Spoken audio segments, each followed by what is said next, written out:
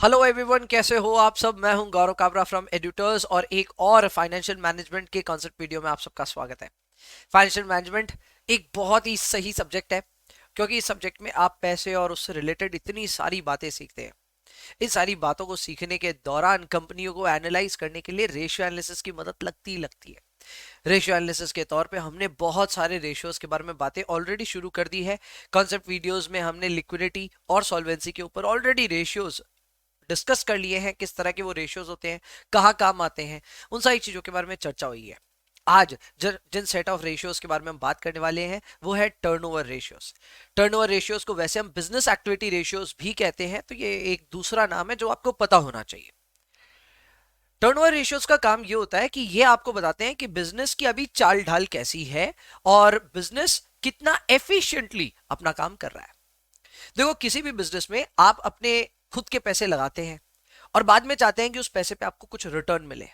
जाहिर सी बात है, आप चाहते हैं कि जो आपका पैसा है रिटर्न मिले। वो तो हम प्रॉफिटेबिलिटी में डिस्कस करेंगे, दैट्स अ डिफरेंट थिंग। पर जो आप पैसा डाल भी रहे हैं बिजनेस में, आप ये भी चाहेंगे कि इस पैसे का ठीक से उपयोग हो, ये पैसे के हिसाब से धंधा ठीक से पनपे। वो धंधा पनप रहा है कि नहीं, वो धंधा एफिशिएंटली हो रहा है कि नहीं, बिजनेस एक्टिविटी के क्या हालचाल है, ये आपको पता करना है। तो आपको बिजनेस एक्टिविटी रेशियोज यानी कि टर्नओवर रेशियोज कैलकुलेट करने पड़ते हैं। यहां जब हम टर्नओवर रेशियोज कैलकुलेट करते हैं तो टर्नओवर रेशियोज कई भांति भांति के होते हैं। इसमें हम टोटल एसेट टर्नओवर रेशियो भी बना लेते हैं, इसमें हम फिक्स्ड एसेट टर्नओवर भी बना लेते हैं, वर्किंग कैपिटल टर्नओवर भी बना लेते हैं, इन्वेंट्री, डेटर, पेबल, सब चीज पे टर्नओवर रेशियो बन सकते हैं। बेसिकली जितने भी हमारे करंट आइटम्स हैं, उन करंट आइटम्स को हम यहाँ पे टर्नओवर या फिर उससे किसी रिलेटेड टर्म से कंपेयर करते हैं और कंपैरिजन करने के बाद में ये एनालाइज करते हैं कि बिजनेस की एफिशिएंसी, बिजनेस की चाल ढाल ठीक ठाक है या नहीं। ये कैसे होता है डिटेल में इस वीडियो में वही जानना है। ये वीडियो हो सकता है थोड़ा सा लंबा जाए, लेकिन मेरे ख्याल से आप बने रहेंगे इस पूरे वीडियो के साथ में। एंड अगर आपको ये वीडियो अच्छा लगेगा तो आप इसको लाइक और शेयर जरूर करेंगे। कमेंट कोई बात नहीं, मिस आउट हो जाता है कई बार, बट आप लाइक और शेयर जरूर कीजिएगा अगर आपको ये कंटेंट पसंद आए। चलिए आइए शुरुआत करते हैं। सबसे पहले मैं आपको बता देता हूं टर्नओवर रेशियोज क्या है, फिर से आपके सामने रख देता हूं। तो देखो, टर्नओवर रेशियोज ना ये और कुछ नहीं बल्कि आपको ये बताते हैं कि आपकी बिजनेस एक्टिविटी कैसे हो रही है, बिजनेस की एक्टिविटी का क्या हाल है जी। ठीक है, आपकी एफिशिएंसी का क्या हाल है। अगर आपको ये मेजर करना है तो फिर आपको टर्नओवर रेशियोज कैलकुलेट करने चाहिए। इसमें पहला जो टर्नओवर रेशियो हमारे सामने है वो है total assets turnover ratio. Total assets turnover ratio, अब मैं आपको बता दूं, हर टर्नओवर रेशियो की कहानी एक ही है, एकदम हर टर्नओवर रेशियो की एक ही कहानी है कि जब टर्नओवर रेशियो कोई भी चीज का आता है तो उसके आगे कुछ ना कुछ लिखा रहता है। ठीक है, तो उसका रेशियो कैसे बनता है? उसका रेशियो बनने के लिए न्यूमरेटर में या तो टर्नओवर होता है या फिर उसी से कोई रिलेटेड टर्म होता है।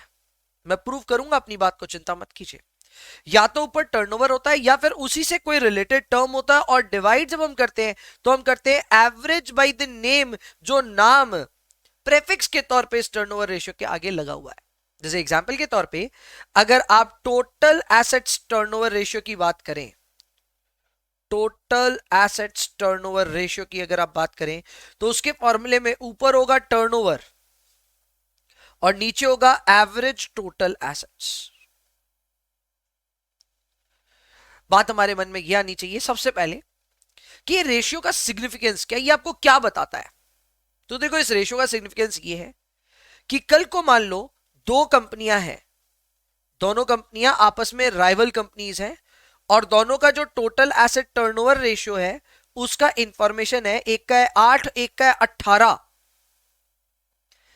तो इन दोनों कंपनियों से आपको कैसे पता चलेगा कि कौन सी कंपनी बेहतर है? ये समझना आसान है। ये 8 और ये 18 दरअसल कह क्या रहा है ये समझ लेंगे तो आपका काम हो जाएगा। ये 8 आपको ये बताता है कि अगर इस बिजनेस के पास 100 करोड़ रुपए एसेट्स में है तो ये बिजनेस रेवेन्यू लाके देता है 800 करोड़ का। वहीं पे अगर कंपनी बी के पास में भी 100 करोड़ रुपए के टोटल एसेट्स हैं तो कंपनी बी रेवेन्यू जनरेट करता है 1800 करोड़ का। ये देखा जाए तो एक मल्टीपल के तौर पे काम कर रहा है। ये बताता है एसेट्स के मुकाबले टर्नओवर कितना गुना है। जाहिर सी बात है, अगर आप एक बढ़िया तेज बिजनेस की इमेजिनेशन कर रहे हैं तो आप चाहेंगे टोटल एसेट टर्नओवर रेशियो ज्यादा से ज्यादा हो। जितना ज्यादा होगा उतना बेहतर होते जाएगा। अब कई बिजनेसेस होते हैं जो ना एसेट हैवी नहीं होते, यानी वहां पे टोटल एसेट्स ना बहुत ज्यादा नहीं होते, हल्के फुल्के एसेट्स होते हैं और लेकिन रेवेन्यू बहुत तगड़े रहते हैं। इसमें हम हमारे बिजनेस की भी बात कर सकते हैं। हमारे बिजनेस में बहुत ज्यादा इन्वेस्टमेंट इन्वॉल्व नहीं है, बिकॉज हम लोग लेबर ओरिएंटेड हमारी इंडस्ट्री है, क्योंकि हम टीचर्स हैं, हम पढ़ाएंगे, हमारा ही जोर है यार ज्यादा, हमने टोटल एसेट ज्यादा नहीं बिखेर रखे हैं। अगर हम स्टूडियो की भी बात करें तो बहुत ज्यादा कुछ नहीं है यहाँ पे, तो टोटल एसेट्स में इन्वेस्टमेंट बहुत लिमिटेड है, लेकिन रेवेन्यू ऑब्वियसली आपको पता है तगड़े है। तो यहां पे आप रेवेन्यू और अगर एसेट्स को कंपेयर करेंगे तो मल्टीपल काफी बढ़कर के आएगा। बट यहीं पे अगर हम किसी बड़े स्टील मैन्युफैक्चरिंग प्लांट की बात करें तो वहां पे ये संभव नहीं होगा। स्टील मैन्युफैक्चरिंग के लिए बड़ी बड़ी फैक्ट्रीज का एस्टैब्लिशमेंट होता है, मशीनें लगती हैं, बहुत कुछ लगता है, इन्वेस्टमेंट हैवी है वहां पे, और रेवेन्यू फ्लो होता है लेकिन उतना तेजी से नहीं। तो मैं कह सकता हूं कि वहां पे ये मल्टीपल इतना तेजी से देखने को नहीं मिलता। तो ये मल्टीपल का पहला काम तो यही है कि आपको बताता है कि आपने जितने एसेट्स में इन्वेस्टमेंट करी अपने बिजनेस में उसके मुकाबले आपका टर्नओवर कितना हो रहा है। ये तो है पहला, इसका स्ट्रक्चर समझना कि ये रेशियो का स्ट्रक्चर ऐसा क्यों है। और जाहिर सी बात है आमतौर पे आप यही चाहेंगे कि इसका वैल्यू ज्यादा हो, ठीक है, आप कम नहीं चाहोगे, क्योंकि कम होने का मतलब यह है कि आपने इन्वेस्ट बहुत किया और टर्नओवर उतना ज्यादा नहीं है। तो आमतौर पे आप चाहोगे कि इसकी वैल्यू बहुत ज्यादा हो, कम ना हो, ठीक है ना। हालांकि इसके दूसरे पॉइंट्स भी है, दूसरे एस्पेक्ट्स भी हैं, उसके बारे में हम डिस्कस करेंगे, थोड़ा टाइम दीजिए मुझे। ये हुआ पहला, इसको समझना कि टोटल एसेट टर्नओवर रेशियो है क्या। अब दूसरी बात ये आती है कि भैया इस पूरे फॉर्मूले में आपने नीचे एवरेज क्यों लिख रखा है। तो इसके पीछे का जो सबसे बड़ा कारण है वो ये है कि इस रेशियो का स्ट्रक्चर ऐसा है कि इसका न्यूमरेटर एक अलग सोर्स से आता है और डिनोमिनेटर एक अलग सोर्स से आता है। आप नहीं समझे मेरी बात को, तो अब समझिए, इसका न्यूमरेटर जो है वो आता है प्रॉफिट एंड लॉस अकाउंट से, जिसे हम इनकम स्टेटमेंट भी कहते हैं, और इसका डिनोमिनेटर आता है बैलेंस शीट से, और दोनों में स्ट्रक्चरल डिफरेंसेस हैं। जब हम टर्नओवर की बात करते हैं तो हम किसी एक पर्टिकुलर डेट के टर्नओवर की बात नहीं करते, बल्कि एक पूरे पीरियड के टर्नओवर की बात करते हैं। आमतौर पर टर्नओवर साल भर के लिए रिपोर्ट होता है। तो आप जब भी किसी भी कंपनी की सेल की बात करते हैं वो या तो क्वार्टरली या फिर एनुअली सेल है। So turnover is a for a period item while total assets is a status driven input, यानी उस दिन क्या है ये बताओ। अब ये कंफ्यूजन या ये कंपैरिजन कर पाना सही नहीं है। अगर हम यहां एप्पल्स टू एप्पल्स और ऑरेंजेस टू ऑरेंजेस अगर हम कंपैरिजन ड्रॉ करना शुरू करें तो मैं आपको बता देना चाहता हूं ये कोई एप्पल टू एप्पल कंपैरिजन ही नहीं है, ये एप्पल टू ऑरेंजेस कंपैरिजन हो जा रहा है। आप एक फॉर द पीरियड आइटम को एज ऑन वाले आइटम से कैसे कंपेयर कर सकते हो, कंपैरिजन पॉसिबल नहीं है। पूरे साल भर के डेटा को एक पर्टिकुलर डेट के डेटा से मैच कराना, कंपेयर कराना, ये कहां का न्याय है, ये नहीं है न्याय। तो क्या करें, तो भैया एक उपाय है कि जो नीचे बैलेंस शीट वाला आइटम है ना, आप उसको भी पूरा साल भर का कैलकुलेट कर लो। तो भाई साल भर का कैसे हो सकता है, तो साल भर की एवरेज निकाल लो। भाई वो भी संभव नहीं है, हर रोज कौन बैलेंस शीट बनाता है। तो कोई बात नहीं भैया, ये काम करो कि आपके पास ओपनिंग डे पे बैलेंस शीट है, आपके पास पिछले साल की 31 मार्च की बैलेंस शीट है, वो हो गई आपकी ओपनिंग, और इस साल की 31 मार्च की एक और बैलेंस शीट होगी, वो हो गई आपकी क्लोजिंग। इन दोनों में फिगर्स हैं आपके पास में, इन दोनों फिगर्स का opening plus closing divide by 2 करके एवरेज तो बनाया जा सकता है। जब आप ये करते हैं तो आप अपने आप में ये मान लेते हैं कि मेरा टोटल एसेट कोई एक दिन इतना नहीं था, बल्कि पूरे साल भर इतना मेंटेन हुआ। मुझे पता है ये गलत सोच है, ये कायदे से करेक्ट नहीं है, लेकिन हम इजी करने के लिए इसको ऐसा बोल देते हैं। अब क्योंकि हम ये इमेजिन कर रहे हैं कि हमारे टोटल एसेट्स इतने ही बने रहते हैं पूरे साल भर, इसीलिए अब इसको कंपेयर करना पॉसिबल है विद द टर्नओवर। ये एक बहुत ही छोटा सा लॉजिक है, लेकिन इसके पीछे काफी ज्यादा एफर्ट जाता है समझाने में और समझने में कि एक आइटम इसमें पीएल का है, दूसरा आइटम बैलेंस शीट का है, कंपैरिजन बनता नहीं है।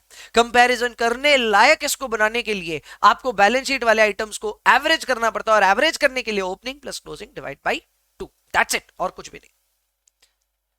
तो दो बातें मैं चाहता था कि आप सीखें।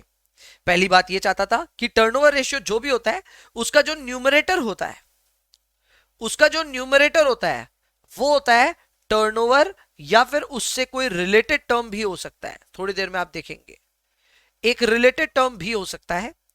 और वहीं पे अगर मैं उसके डिनोमिनेटर की बात करूं तो डिनोमिनेटर में होगा हमेशा average of the name that is the prefix of turnover ratio. देखते इसको, पहला रेशियो जो है वो है total asset turnover ratio. Naturally इस रेशियो को हम लिखते वक्त टर्नओवर को लिखेंगे ऊपर, डिवाइड करेंगे बाय एवरेज टोटल एसेट्स। हाँ मुझे पता है, मुझे एग्जाम ओरिएंटेड होकर के भी तो पढ़ाना है, तो मैं आपको बता दूं आमतौर पे ये एवरेज की नौबत नहीं आती। ज्यादातर सवालों में आप टोटल एसेट्स को ले लेते हो और मान लेते हो यही एवरेज, यही ओपनिंग, सब कुछ आप अज्यूम कर लेते हो। तो हर बार एवरेज पे सॉल्व करोगे ऐसा जरूरी नहीं है, पर लॉजिकली एवरेज लिखना चाहिए। अब इसी तरह इन्वेंट्री टर्नओवर रेशियो भी अगर हम इसी रूल के हिसाब से जाएं तो इसका फॉर्मूला में लिखना चाहिए, आप मत लिख लीजिएगा, इसका फॉर्मूला हमें लिखना चाहिए turnover divided by average inventory. Correct? तो टेक्निकली ये सही है क्योंकि ऊपर आपने एक पीएल का आइटम लिया और नीचे जो बैलेंस शीट का आइटम भी है उसको आपने एवरेज कर दिया, तो आपने किया सब सही है। पर अब एक गड़बड़ और हो गई, ये गड़बड़ फिर से एप्पल्स टू ऑरेंज कंपैरिजन हो रहा है। कैसे भैया? वो इस वजह से कि आपकी जो इन्वेंट्री होती है वो सेलिंग प्राइस पे मेजर नहीं होती, उसका जो वैल्यूएशन होता है वो होता है at cost, not at selling price. क्योंकि ये सेलिंग प्राइस पे मेजर नहीं होता, ये होता है कॉस्ट पे, तो ऊपर वाले को भी तो कॉस्ट पे लेके आना पड़ेगा। और टर्नओवर को अगर आप कॉस्ट पे लेके आना चाहते हैं तो आप उसे बना देंगे COGS। जब आप टर्नओवर के जगह COGS यूज करोगे तब अब ये हुआ एप्पल टू एप्पल कंपैरिजन, क्योंकि अब आप एक कॉस्ट वाले आइटम को एक कॉस्ट वाले आइटम से कंपेयर कर रहे हैं। एंड इसीलिए इन्वेंट्री टर्नओवर रेशियो का जो फॉर्मूला होता है वो होता है COGS by average inventory. Average inventory is obviously opening stock plus closing stock divided by 2। और कॉग्स निकालने के दो तीन तरीके हैं। पहला तरीका कॉग्स का ये है कि आप ओपनिंग स्टॉक लो, उसमें परचेज ऐड करो और क्लोजिंग स्टॉक माइनस कर दो। और दूसरा तरीका है इसका सेल्स माइनस जीपी। तो ये कॉग्स कैलकुलेट करने के दो तरीके हुए। और तीसरा तरीका होता है कॉस्ट शीट से, जैसे हम कैलकुलेट करते हैं वैसे, बट ऑब्वियसली इस तरह के सवाल नहीं आएंगे। तो जो भी आएंगे यही आएंगे, opening plus purchase minus closing stock करके COGS निकालना, या फिर में सेल्स में से जीपी माइनस करके COGS निकालना। जो भी होगा हम आराम से डालेंगे और हमारा यहाँ पे वैल्यू आ जाएगा। तो आप यहाँ पे फॉर्मूला देख सकते हैं, यहाँ पे ऊपर टर्नओवर तो नहीं है पर उससे रिलेटेड टर्म है विच इज COGS। और वो इस वजह से क्योंकि नीचे जो इन्वेंट्री है वो कॉस्ट पे वैल्यू होता है, और नीचे क्योंकि इन्वेंट्री एक बैलेंस शीट आइटम है तो उसमें एवरेज लगाना जरूरी है।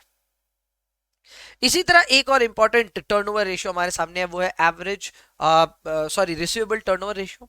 और रिसीवेबल टर्नओवर रेशियो में ऊपर होगा आपका टर्नओवर, नीचे होगा एवरेज रिसीवेबल्स। रुक जाइए, अभी भी रुक जाइए, यहां बात खत्म नहीं होती। लिखने को स्ट्रक्चरली ठीक है, टर्नओवर बाय एवरेज रिसीवेबल, कुछ भी गड़बड़ नहीं है, लेकिन एक समस्या है, रिसीवेबल्स का लेना देना टोटल टर्नओवर से नहीं होता है। टर्नओवर दो तरह के होते हैं। टर्नओवर में एक होता है कैश टर्नओवर, एक होता है क्रेडिट टर्नओवर। आप खुद ही सोचो, जब आपकी सेल कैश में हो रही है, जब आपकी सेल कैश में हो रही है तो उधर डेटर का संबंध क्या है, उधर रिसीवेबल का संबंध क्या है? कोई संबंध नहीं है। पैसे दिया, रोकड़े पे माल खरीद रहा है, कोई डेटर बीच में आता ही नहीं है।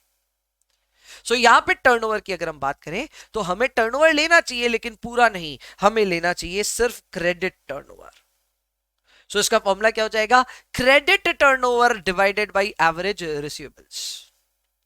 जिन लोगों को थोड़ा बहुत रिसीवेबल्स के बारे में आइडिया नहीं है मैं उनको बता दूं, रिसीवेबल्स में डेटर्स भी आ जाते हैं और बिल्स रिसीवेबल भी आ जाता है। ठीक है?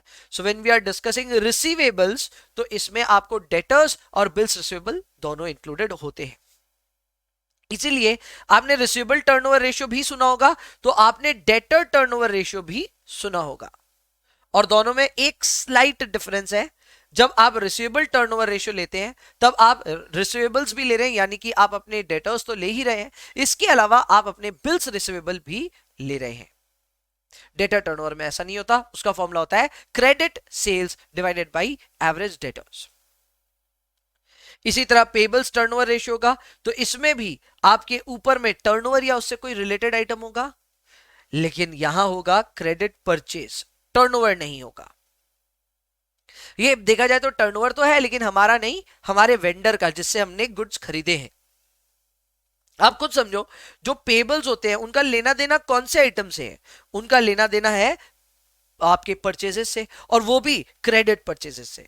इसलिए इसका जब हम कंपैरिजन ड्रॉ कर रहे हैं तो क्रेडिट परचेज को हम कंपेयर करें विद एवरेज पेबल्स, एंड इससे हमें अंदाजा लगता है कि हम लोग कितने गुना परचेज करते हैं वर्सेस कितने पैसे फंसा के रखते हैं अपने पेबल्स का। ऑब्वियसली ये हम चाहेंगे कि जो नंबर है ये छोटा हो तो बढ़िया रहेगा, लेकिन जो भी है इसको मैनेज करते हुए चलना पड़ता है। इन पे ना कमेंट्री में ये नहीं करूंगा बड़ा होना चाहिए छोटा होना चाहिए, क्योंकि देखो समस्याएं होती है। जैसे इन्वेंट्री टर्नओवर रेशियो की अगर मैं बात करूं, इनकी एनालिसिस करने जाए तो इतना आसान नहीं है इसको बोलना कि ये हाई होगा तो बेहतर है, लो होगा तो बेहतर है, ये बोलना आसान नहीं है। इन्वेंट्री टर्नओवर रेशियो अगर हद से ज्यादा हो जाए तो क्या होगा? इन्वेंट्री टर्नओवर हद से ज्यादा हो जाए, इसका मतलब सीओजीएस बहुत ज्यादा बड़ा है, इन्वेंट्री बहुत ज्यादा छोटा है, तो भी समस्या है जी। ये समस्या है कि आपकी सेल लॉस होगी, सेल्स लॉस्ट होगी। कैसे?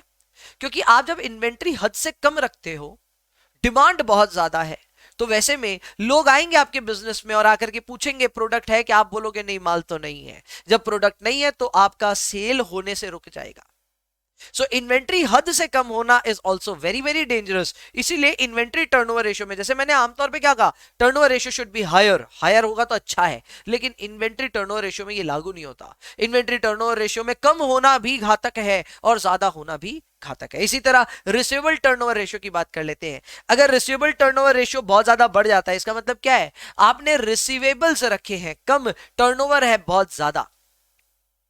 इसका मतलब यह भी हो सकता है कि आप बरोबर क्रेडिट देते नहीं हो अपने क्लाइंट्स को।